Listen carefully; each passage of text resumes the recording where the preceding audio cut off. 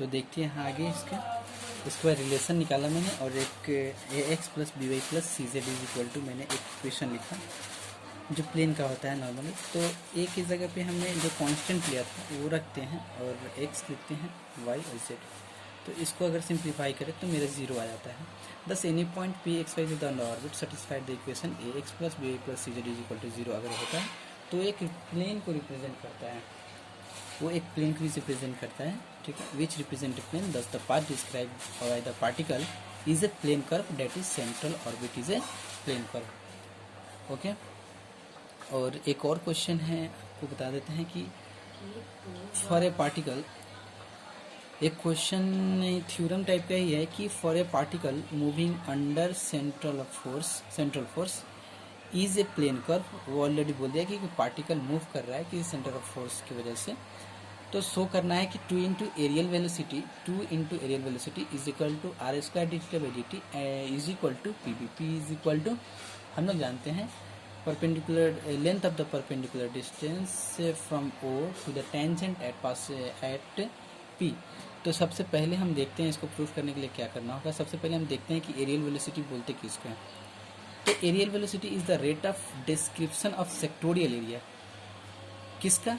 Bye the किसकी वजह से? By the radius drawn from the centre of force to the particle moving under centre of force, ठीक है। इसको बोलते हैं एरियल वेलोसिटी। जैसे फॉर एग्जांपल कि मेरा कोई पार्टिकल यहाँ पे है और एकदम डेल टी टाइम से डेल थीटा एंगल करते हुए मतलब इतना डिस्टेंस दूरी कर किया है, मतलब बहुत थोड़ा सा, इसी को हम बोलेंगे sectorial area.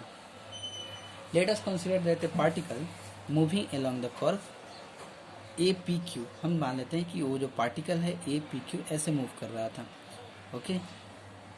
Arc P Q is equal to del S बोला था, एकदम हल्का सा डिस्टेंस और हल्का सा एंगल किया हुआ at delta M T. Collate the condition में पी और क्यू की जगह दोनों पार्टिकल का कोऑर्डिनेट्स लिख लेते हैं। तो मैं यहाँ पे इसको आर और थीटा, अगर आर डिस्टेंस है ये तो आर थीटा और आर प्लस डेल आर, हल्का सा आगे बढ़ा पार्टिकल मेरा, और थीटा प्लस डेल थीटा, ठीक है। As the following limit del T tends to zero area O P Q by del T and del T tends to zero. ये तो ट्रायंगल टाइप का फॉर्म कर रहा है ओ पी क्यू, क्योंकि ये वाला जो ये तो मैंने बड़ा दिखाने के लिए थोड़ा सा इसको बड़ा बनाया, ये तो एक सीधा टाइप का ही दिखेगा। जैसे कि हम लोग का जो अर्थ है वो मतलब गोल शेप का है, प्योर गोल नहीं है, फिर भी हम लोग जहाँ पे हैं वो बॉल टाइप का है। तो लेकिन हम लोग को तो पता नहीं चलता कि ये बॉल टाइप का है, वो हम लोग को सब चीज़ प्लेन दिखाई देता है। तो सेम वैसे ही बात है कि ये पी क्यू जो है वो तो मुड़ा हुआ है, लेकिन इतना छोटा डिस्टेंस है, ये बहुत छोटा है इसके पार्टिकल को मूव करने एलॉन्ग में, तो इसलिए इस पी क्यू को हम एक स्ट्रेट लाइन एज ए मानते हैं। तो area of triangle O P Q आपको पता है, ये वाला जो था पार्टिकल, ये मेरा पार्टिकल यहाँ से पी टाइम पे था और क्यू पॉइंट पे गया है, ये आर था और ये आर प्लस डेल आर है, ये थीटा था आपका, तो ये डेल थीटा। तो ये जो क्यू है तो ये हल्का डिस्टेंस के, इसको सिंगल लाइन ही बोलेंगे। तो ये आपको हो गया ओ पी क्यूब ट्रायंगल। तो area of O P cube triangle by del T time में, तो del T tends to zero 1/2 हम लोग क्या लिखते हैं, half base into height into sine theta, sorry base into height नहीं, 1/2 R plus del R into sine theta और del T. यहाँ पे क्या करेंगे, जो ये तो बहुत छोटा है आर, ये डेल आर जो है वो तो बहुत छोटा है, तो अगर बहुत छोटा के साथ तो कितना ही बड़ा नंबर मतलब मल्टीप्लाई किया जाए डेसिमल में बहुत छोटा, तो वो और बड़ा होते जाएगा। तो हमने क्या किया कि इसको इग्नोर कर दिया, जैसे कि आर इंटू डेल आर, और डेल आर तो बहुत छोटा, फॉर एग्जांपल आर मेरा होता 10, ये मेरा होगा 10, तो ये डेल आर जो हमने डिस्टेंस लिया है ये बहुत छोटा लिया है, फॉर एग्जांपल 0.0001। तो ये मेरा, इसको जब गुण करेंगे तो क्या हो जाएगा, 1 2 3 4 फिर दशमलव 1 2 3 2 4 सॉरी 0.0010, ये बहुत छोटा डिस्टेंस रहेगा, इसलिए हम इसको क्या कर रहे हैं, नेगलेक्ट कर दे रहे हैं। नेगलेक्ट करने के बाद क्या 1/2 del T 1/2 R square del theta by D T, sine theta को मैंने नेगलेक्ट कर दिया, साइन थीटा सिर्फ थीटा का रखा है, क्योंकि sine theta is equal to theta होता है, ये भी हम एक थोड़ा सा बता रहे हैं। Sine theta is equal to theta कब, जब थीटा टेंस टू बहुत छोटा हो जाए तब, तो वो सिर्फ क्या हो जाता है, थीटा हो जाता है। हमने यहाँ पे बगल में भी लिख दिया है कि neglecting small quantities of second and higher degree order 1/2 r square del theta by sorry D theta by D T, क्योंकि लिमिट जब हम हटाते हैं तो डिफ्रेंशिएट कराते हैं वहाँ पे। ओके, ये मेरा एक चीज़ प्रूफ निकल गया। हमको प्रूफ करना था 2 into areal velocity is equal to 2 into areal velocity is equal to R square D theta by D T. तो मुझे एरियल वेलोसिटी जब हमने निकाला तो ये वाला चीज़ आया मुझे 1/2 r square D theta D T. Again P is the perpendicular length of the perpendicular to the tangent at P. ये जो हमने क्या किया यहाँ पे, अब एक मैंने यहाँ से ओ से इस पे परपेंडिकुलर ड्रॉ किया, जो ये डिस्टेंस है इसका, इसको मैंने पी बोला।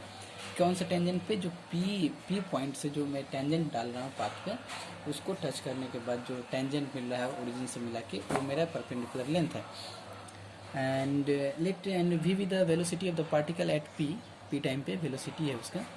Then the areal velocity at P is equal to, हमको पता है एरियल वेलोसिटी निकालने का formula let del T tends to 0 area of O P Q by del T.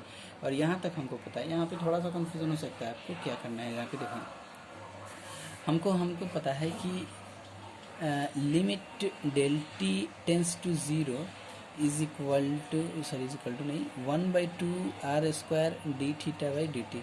यहाँ पे हमने ऑलरेडी किया था पहले में, तो यहाँ से थोड़ा सा जंप हुआ है उस स्टेप को, ये इसमें समझा दे रहा हूँ अच्छे से। 1/2 में बाहर निकाल दिया तो r को अलग किया और एक r del theta by del S करके डेल एस लिख सकते हैं, कोई दिक्कत नहीं है, क्योंकि डेल एस कट गया, r square D theta by D T और नीचे डेल थीटा डेल टी। तो 1/2 limit del T tends to 0, और हमको पता है कि r del theta del S क्या होता है, साइन फाई। अभी बताते हैं फाइन किधर है, और ये मेरा हो गया r del S by del T. ठीक है, थोड़ा सा और आगे बढ़ते हैं कि 1/2 limit del T tends to 0, और r sine phi is equal to क्या होता है मेरा, p होता है, p into del S by del T.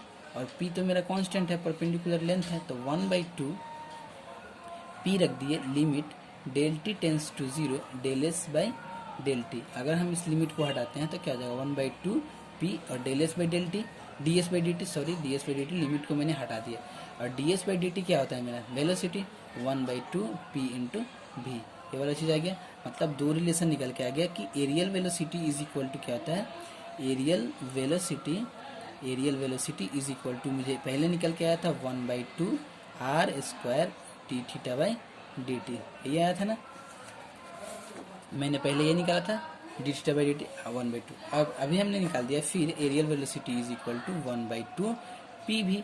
अगर हम इस 2 को अगर इधर टान लेते हैं तो क्या हो जाएगा, 2 इंटू एरियल वेलोसिटी, इसका 2 निकाल दिए, 2 into areal velocity is equal to r square D theta by D T, and this is equal to P भी। ठीक है, वही चीज़ यहाँ पे मैंने प्रूफ किया है। डेल एस इसको मैंने थोड़ा सा डायरेक्ट लिख दिया है यहाँ पे, कि मुझे पता था del S D theta by del S करके फिर डेल एस कर दिया, और R sine phi is equal to क्या होता है, मुझे पता है R sine phi is equal to होता है पी। अब R sine phi is equal to P कैसे होता है, ये वाला जो एंगल है, ये वाला एंगल, ये हो गया फाई और ये क्या आर, तो R sine phi is equal to क्या, परपेंडिकुलर लेंथ। ये हो गया एक थ्योरम टाइप का आपका कंप्लीट।